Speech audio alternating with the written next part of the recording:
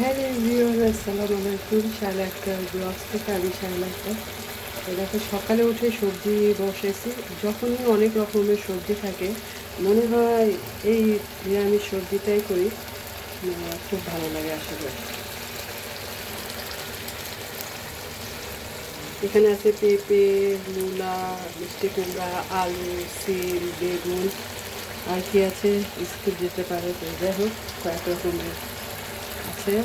প্রথমে তেলের মধ্যে পাঁচফোড়ন দিয়েছি, দিয়ে শুকনো মরিচ দিয়েছি, তেজপাতা দিয়েছি, একটু রসুন পেঁয়াজ দিয়েছি, দিয়ে তারপর আমি আবার আদা আদা গ্রেট করে দিলাম, একটু ধনেপাতা দিয়েছি, কাঁচামরিচ দিয়েছি, এই ঢাকা দিয়েছিলাম। এখন এই যে দেখো পানিটা শুকিয়ে গেলে তেল বের হবে, একটু নরম নরম করে নামিয়ে ফেলবো। শীতের সবজি খেতে দারুণ লাগে, এভাবে একটা দারুণ একটা গন্ধ বেরিয়ে গেছে আসলে।